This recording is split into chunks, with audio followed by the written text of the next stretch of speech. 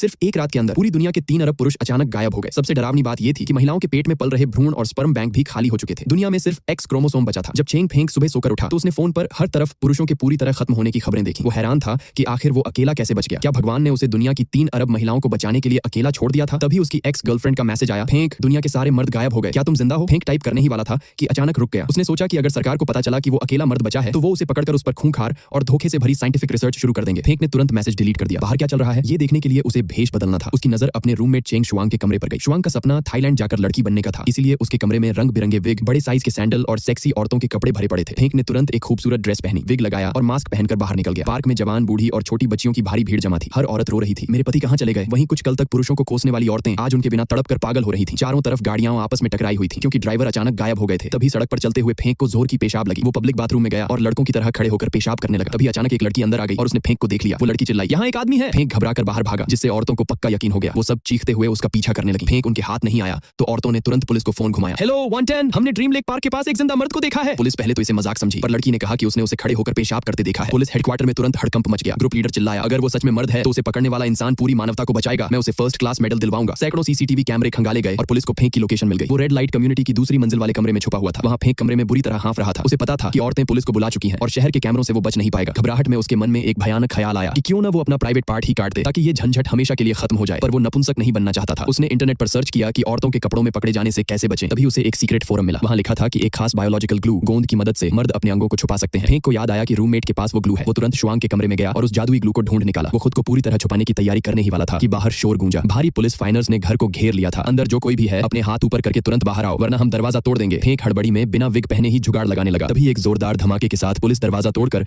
Commandos के साथ अंदर घुस आई। फेंक बिना विग के औरतों के कपड़ों में था। कमांडो चिल्लाया, सस्पेक्ट घिर चुका है, तुरंत मुड़ो और सिर पर हाथ रखकर जमीन पर लेट जाओ। तभी सबसे आगे खड़े पुलिस वाले की नजर फेंक के निचले हिस्से पर पड़ी जहां वो हड़बड़ी में ग्लू लगा रहा था। वो पुलिस वाला जोर से चीख पड़ा। उसने फेंक के हाथ में वो रहस्यमयी बायोलॉजिकल ग्लू देखी जो पूरी तरह फैल चुकी थी और फेंक का वो अंग हमेशा के लिए गायब दिखने लगा था। सारे पुलिस वाले सन्न रह गए। कमांडो ने करीब आकर चेक किया और निराश होकर बोला, सर ये कोई मर्द नहीं है, ये तो सिर्फ एक सन की औरत है। फेंक ने दर्द से कराहते हुए राहत की सांस ली। उसका वो कीमती अंग अब पूरी तरह छुप चुका था। उसने पूरी दुनिया की नजरों में खुद को बचा लिया था। पुलिस ने बेहद जबरदस्त पकड़ वाले मूव्स के साथ चेंग फेंक को जमीन पर दबोच लिया। फेंक औरतों की आवाज में चीखा, अफसर मैं हार मानती हूँ, मुझे मारिए मत, मैंने कोई अपराध नहीं किया है, आप मेरे साथ ऐसा बर्ताव नहीं कर सकती। लेडी पुलिस अफसर चिल्लाई, अपराध नहीं किया, क्या तुम मर्द हो? फेंक रोते हुए बोला, मैं नहीं हूँ, मुझे जाने दो। अफसर ने उसकी ड्रेस की तरफ इशारा किया, अपनी इस पोशाक को देखो, तुम्हें क्या लगता है तुम किसे बेवकूफ बना रहे हो? फेंक बोला, मैं झूठ नहीं बोल रही, मैं भी आपकी तरह औरत हूँ। लेडी पुलिसकर्मी गुस्से में बोली, बॉस इसके साथ समय बर्बाद मत करो, इसे सीधे हेडक्वार्टर सौंप दो, इसे हमारे सीक्रेट मिशन के बारे में सब पता चल चुका है। फेंक ने मन ही मन सोचा कि उसने बायोलॉजिकल ग्लू से सब अच्छी तरह छुपा लिया है, ये उसे पकड़ नहीं पाएंगी। वो जबरदस्ती पीछे हटने लगा। नहीं मेरे पास मत आओ। लेडी अफसर ने उसकी गहन तलाशी ली पर कुछ हाथ नहीं लगा।